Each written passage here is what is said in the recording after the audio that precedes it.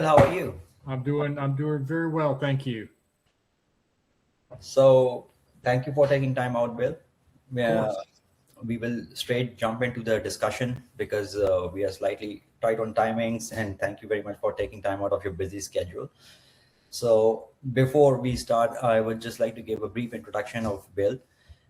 Bill is a very seasoned franchise consultant, and interestingly, I first met Bill 2 years ago when I myself was exploring the E2 visa, and that's when I got a chance to meet Bill.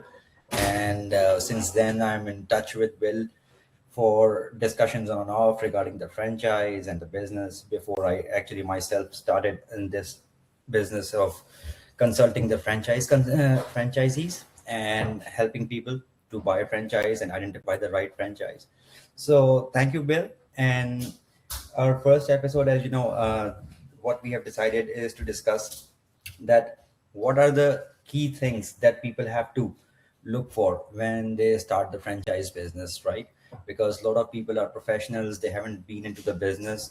So the reason that I've engaged you is for your experience consulting in terms of helping people to identify that how to start, what should be the starting point. So we will keep this session very conversational and no specific Q&As. I just need to have your point of view so that people can learn from your experiences. So let's start, Bill, and let's first jump into the fact that anyone who has no experience of running a business, how do they start with the franchising process? Yeah, well, first of all, Fahad, thank you for having me on here. It's a pleasure talking with you, sir. It's been a pleasure working with you over the last few years, and looking forward to doing it continually over the next several. If someone has not started a business, I think a lot of times one of the mistakes people make is they try to choose an industry before they really understand themselves. The right business starts with the right owner, not necessarily the hottest industry. They have to understand, what their lifestyle goals are, what are their income expectations, what's their risk tolerance. So there's a number of things they need to understand about themselves before they start looking specifically at different businesses. Right. So, Bill, like a professional, like when I first spoke to you, you remember at that time I was in the media industry, which was totally unrelated. And at that time, I myself was struggling with the same thing that if I have to get into a business, what sort of a business it should be. Because one thing I was clear that I have to do and start something of my own.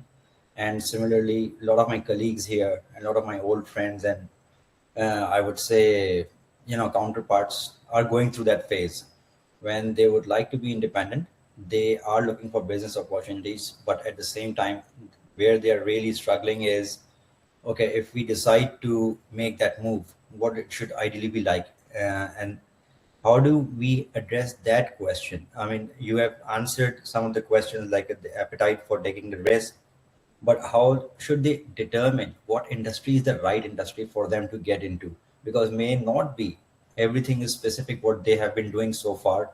They find the exact match of the business where they can bring into their knowledge and expertise into that. So how do you actually filter the brands or the category in which one should look for when they're starting totally fresh? So, I'm going to start again with a negative. Uh, you know, what you don't want to look for necessarily is something that you're passionate about. Just because you love coffee doesn't mean a coffee shop makes sense for you, because you may not want to work on the weekends. Just because you love golf doesn't mean opening a golf course is what's going to make sense for you. In fact, a lot of times it's just the opposite. You can grow to dislike what you have been passionate about for years. So I think you have to find something that really addresses the type of lifestyle that you want to live. Are you looking to, are you someone who is just so driven, you want to work 6-7 days a week, and you want really the career to be your life? Or are you someone who's more family driven and you're going to work, your 5 days a week and extra if needed but you want some of that work-life balance. So I think that's really what you have to determine up front. And then you can start looking for industries that might make more sense based on what type of lifestyle you're looking to live.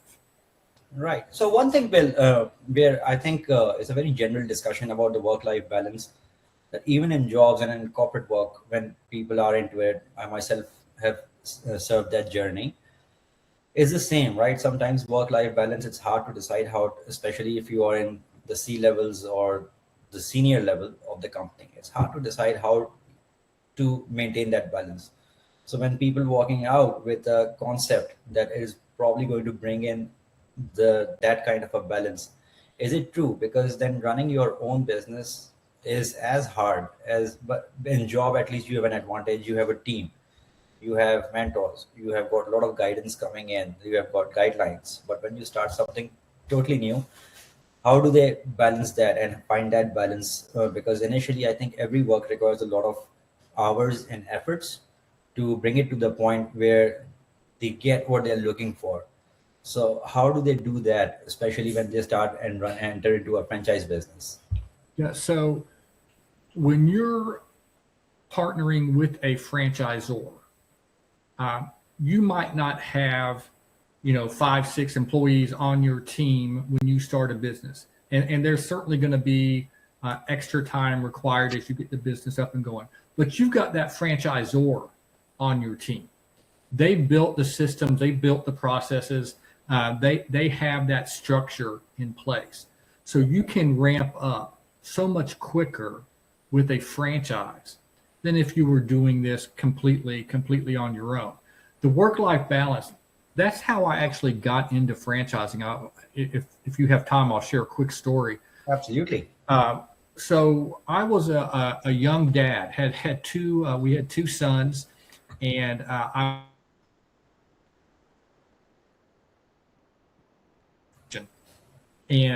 had my father taught me work ethic from the time I was a small child.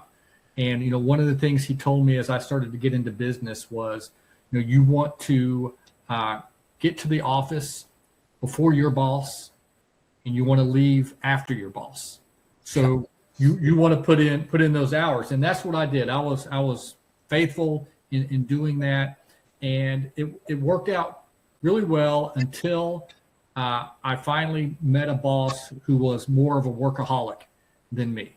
He would get to the office very early, so I would have to in turn get there earlier, and he would stay late. I would stay, and what I ended up doing was I was leaving home before my kids woke up and getting home after my kids went to bed. So it was a bad situation for me. But one night I was there working, and this was the sort of the moment where the epiphany came to me. I was there working in my office one night, probably 7 o'clock, 7:30, and my boss comes rushing in, and he says, "Oh my gosh, I forgot. I've got to leave. Today's my daughter's birthday." And it hit me. That's the path I'm on. I'm going to forget my own son's birthday if I'm so focused on work. So that very night, I went home and started researching franchise opportunities because that work-life balance, if you're a family-oriented person, is important. It's the most important thing. And I wanted to make sure I had a career where I could control my schedule. I could control when I didn't want to miss my son's baseball games or their basketball games. Right. And that was sort of the catalyst for me to start looking at other things and getting out of that corporate grind. Sorry, I didn't mean to get off on all of that. So, Bill, did you have an idea of what exactly you would like to get into when you started, or it was just a thought that really hit you hard? I mean, I am sure it happens to a lot of people who are in full-time jobs, right? And I remember because in some of the regional roles that I've served, so the life was exactly like that, because you are looking after 11 markets, 9 markets, and you are working restlessly for 16 to 18 hours. And it's a lot of responsibility. It's not that I mean, I was there because I was enjoying it, to be honest. But at the same time, there was a point when there's a tipping point, as you just mentioned, right? So in that case, yeah, I totally agree with you there. But did you have an idea of this is the kind of work, or this is the franchise that I probably would like to get into? And if you don't mind mentioning it, which industry or category you went into compared to the role that you were doing actually before Yeah. entering the franchise business? So I had zero idea, had never even thought of it prior to that night. Right. And the first thing I started looking for was, what are the hot franchises right now? And that is not the right way to look at it. Right. The way to look at it is, what type of franchise gives me the best chance to be successful? I ended up choosing. Now, I was in accounting for a good part of my career, and then had gotten into some sales. I ended up choosing a fitness brand. Right. It was a pretty new brand, but I knew, or after looking at their model, and their model was that the owner of the brand really has to get out in the community and build relationships. And I knew that was something I was comfortable with. That was something that I have really done my entire career, networking and building relationships. So I felt like that fit me, and I would be able to make that a success. And I ended up opening multiple units of that brand. I became an area developer, so I purchased the rights to the Southeast United States. I became an area developer for that brand, and then ultimately the founder of the brand asked me to come to the corporate office and serve as president. So we ended up selling all of our locations in Florida. We moved, and at the time we took over, the brand had 60 locations. Wow. And we were able to build that to over 1,000 locations in 27 different countries. That's But it really, for me, it was about finding a brand where, in order to succeed, you needed to be a good networker, someone to build relationships, because I knew I could do that. And that's what ended up being the right fit for me. Oh, that's very impressive, Bill. And Bill, one of the things, because I've been talking to a lot of people, one of the questions that keeps on popping up is people sometimes look at the budget, that what's the minimal that they can get into franchising with, because their point of view is that since we are starting, so we have to kind of mitigate the risk that we are taking at this stage. So they choose and they start talking about franchises. I mean, all franchise brands, obviously, it totally depends on the person and the support that you get from the franchise. But still, from an individual perspective, that's one of the key things that I have noticed. Most people first come to that point that, okay, what's the cheapest one that we can, kind of mitigate the risk, use less of our capital. And if it doesn't work, so sometimes I feel that if the thought process starts with the fact that what if it doesn't work, things starts getting difficult automatically. Do you think that's my understanding is correct when I speak to people and the patterns that I've so far noticed? Yeah, I think a lot of people are hung up on, what if I fail? What if I fail? And I mean, that's a fair thing to be concerned about, but you can't just choose the cheapest thing in case you fail. You need to choose the one that gives you the most chance of being successful. Um, that franchisor is going to help you mitigate your risk. They don't want closures. They want to work with owners who are going to be successful. They don't make money when they sell a franchise. They make money usually starting in year 2 or year 3, where the royalties start to really kick in. So they want to make sure that they find the right owner as well. But you can't just go into it thinking, okay, I want to find the least expensive option. What you want to find is the franchise that fits you, that gives you the best opportunity to succeed. Not the cheapest. The cheapest, you might lose the least amount of money if you go out of business, but you're not really giving yourself a chance to build something. Correct. Because earlier in the conversation, you mentioned that what you are passionate about, like some people I spoke to, they are quite passionate about teaching.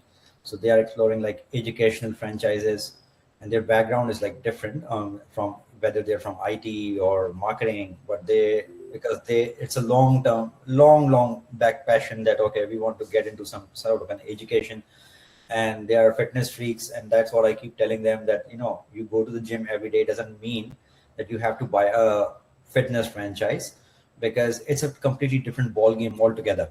Yeah, Working out and having and running a business are two different things. that's So right. you have to evaluate properly that is it something that you really would like to do in next 5 years or 3 years.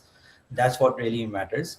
And so that's one of the key discussions that keeps on coming up. So Bill, what should ideally be the framework of someone who is at this stage determining that if I have to start a franchise business, what are some of the key? I mean, as Alpha Mind Consulting, obviously, this is where we are helping our clients also to put in a structure, develop a strategy.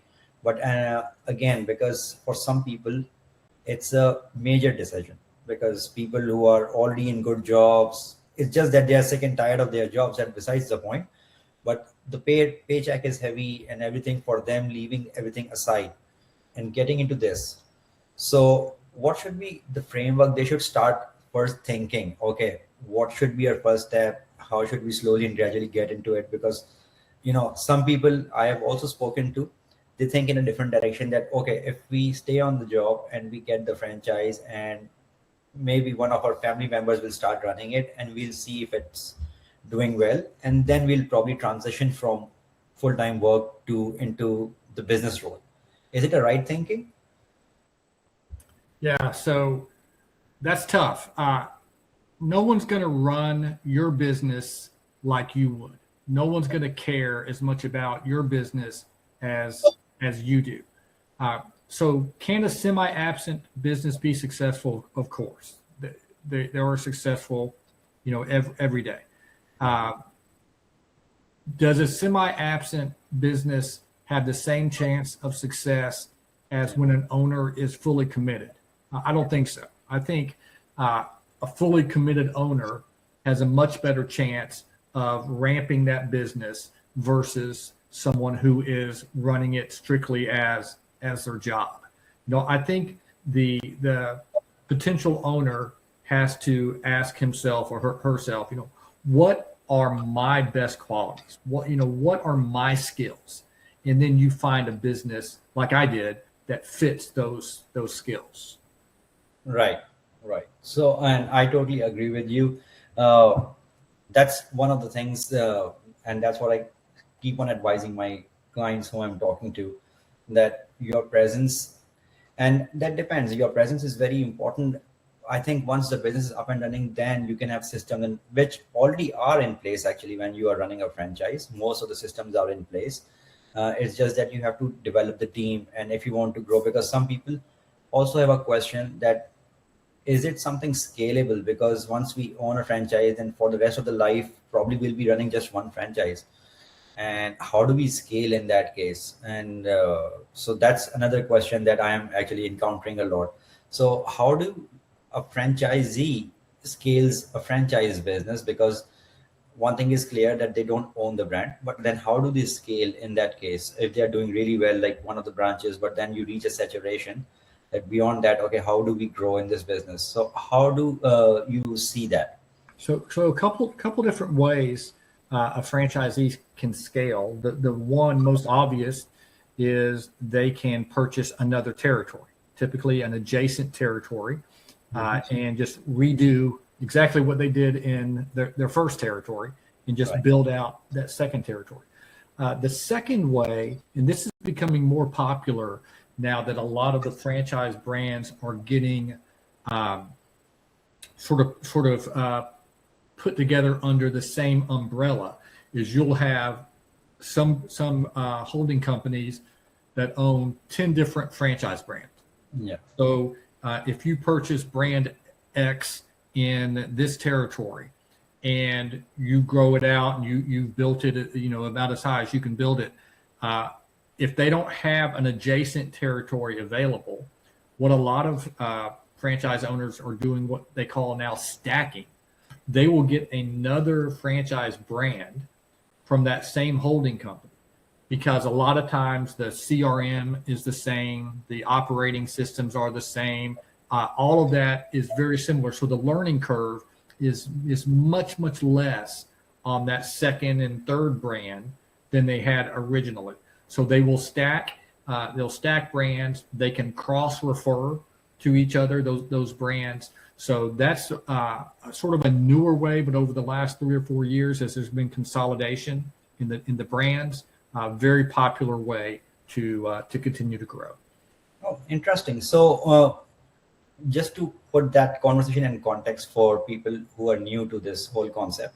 So what you're saying is that if somebody has a cleaning franchise and they come up with a home renovation under the same master brand, the same company having multiple, so they can eventually scale into a renovation business. Is that correct? 100%. So I'll just give out a brand name here. So there's a company called Premium Service Brands. They Right. own 9 different franchise brands. Okay. One of them is a cleaning company. Someone can start off with that cleaning company, and when they build that to whatever level they're looking for in that territory, Yeah. they then may choose to go to the handyman company that franchise that they own, or the garage door repair. So there are a number of different options within that same family of brands. Right. So, Bill, another thing is that some of the people who are in the C levels and have been part of corporates for a long time, and like they are the MDs and the GMs, they often ask that, okay, uh, uh, because, and I've been talking to a number of franchises, like I have found some cleaning franchises in the US which are doing $1.5 million up to $1.5 million a year, right? But when it comes to the word cleaning franchise, they are skeptical and they're like, oh, you know what? I used to be the MD, and now what am I going to tell my social circle that I'm running a cleaning company? Does it really make sense? So, how do we actually help people understand and get out of that silo that having a title is something, and if we're talking about net worth or if we're talking about replacing the corporate income, that's a business. And the last thing is that I keep telling my colleagues that you will not exactly be going yourself. You will have a team that will be doing it for you. So just like you manage a team in your organization, you will also have a team in this business. How you set up that team really matters. So how do you address that, and how do you break that mental threshold when you are stepping down from a very senior role and now moving into your own journey? Yeah, one of the questions I always ask my clients is, how important is status to you? And I always give the example. If I could show you a business that meets all of your lifestyle goals, that meets your income goals, that meets your ROI goals, but it's a porta potty business, would you still be interested in that? And you could learn more about a client by that answer than any other question that you're going to ask. Because some people will be really honest and say, you know what, I really want something that my neighbors will be jealous of, or, I can talk about in, at cocktail parties. Right. And, the follow-up question to that is what's more important to you, status or bottom line? Because a lot of the jobs, a lot of the opportunities where you can make the most money are not the glamour type businesses. Everybody wants to own a glamour business, so they don't pay as much. So it's those jobs where you got to get in, and again, like you said, Fahad, they don't have to do it. An employee does it. Has to get in and clean, restoration or do something that is just a dirty type of job. That's where there's a lot of money. Some people can't do it though. Some people just can't do it, and if they can't do it, I'd rather know that up front, and we'll look at some other things. But they're really turning their back on the opportunity to make some significant money. Right. And Bill, another question is that some of the people, when they are planning, they start kind of looking at very, very big franchise brands to start off with, although they have no experience. But I mean, let's name it because it's a very universal name like McDonald's and all those. And I mean, these are large scale businesses and it comes at a very high price also. So do you suggest one starter or is it depends on totally the capital and their interest because they are really fascinated by those brands. So, and they think and they believe that the chances of failure by having that brand is much lesser compared to any other. So they start off with choosing some really big names and they're like, okay, we'll like to get into that. Is it the right approach, workable, or is it? Yeah. So if they've got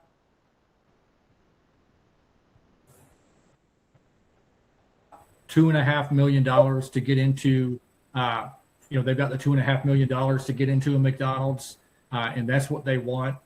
Nothing wrong with that. Most people don't have $2.5 million to invest in a franchise. So instead, what they're doing is they're trading time for money. They're going to have to put in that time, that sweat equity, to build that franchise up. There are a lot of really good franchises that are in the 120 to 160 range. A lot of really good opportunities. They might not be household names, but they have very good marketing department. They do great at lead generation. They have great support. They have great systems and processes. You just have to get in there and be willing to work a little bit to build that name in your area. You have to win the battle in your backyard. You don't have to advertise nationwide. You have to win the battle in your territory. And that's really the way to succeed without investing, multiple millions. Right. Now that's very interesting. And Will, how can your transferable skills really help you scale the business? Because that's one of the things that I keep telling a lot of people, that if you are part of a corporate sector for a very long time, you have developed a lot of skills like business development, maybe very good with financing, maybe good with marketing. So you don't see franchise as a business which you are starting totally new. You are bringing those skills. So what's your point of view on that, and how can that help you once you start a business totally from scratch? Yeah. In case that. So I'm a great example of that, Fahad. So I went into the fitness industry.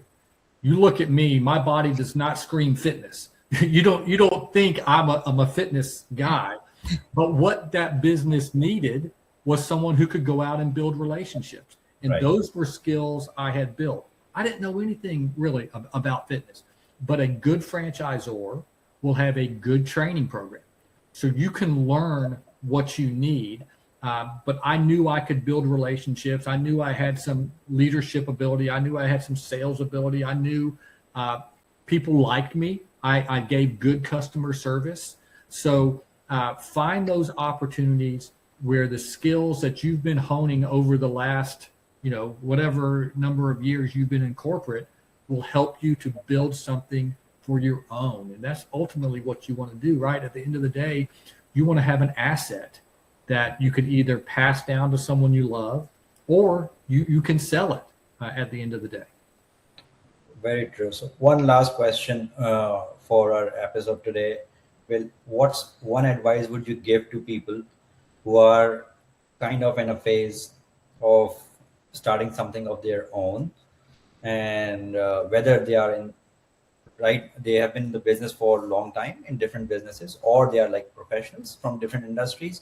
So what's one advice that you would offer them if they are planning to buy a franchise? I think I would say the best industry isn't necessarily the one that everyone's talking about. It's the one that matches your skills, your goals, your financial resources, and your own definition of success. You don't have to go with the big name. Go with something that fits you. And that's what franchise consultants do. That's what you do, Fahad. That's what I do. We help to match them up with those opportunities. Perfect. Thank you so much, Bill. And I think your experience has been really enriching for a lot of people. Once I post this and I'll circulate this video, and people will learn a lot while we are in process. So for a lot of audiences out there who will be watching this video, so I am working with, as Alpha Mind, I'm working very closely with Bill, and we have a whole list of very interesting franchise brands that we have available. So it's rolling, and we are open for business. And people like, when you have people like Bill with you on the side, so that gives me a lot of confidence, because I can look at the P&L, I can talk about the strategy, but people like Bill can, really help you identify the right brand, and he has access to a lot of very strong brands across US. So I hope you have enjoyed this video, and hopefully you have found this conversation interesting. Please comment us and send us your questions, if any, and we will connect soon, because I'm going to have multiple sessions with Bill, and there are going to be other sessions with E2 immigration lawyers as well. So hopefully you will find this series interesting and will give you more confidence to take the first step. Thank you so much. Thank you. Thank you, Bill. Thank you for your time. Thank you, sir. Bye-bye. Bye-bye.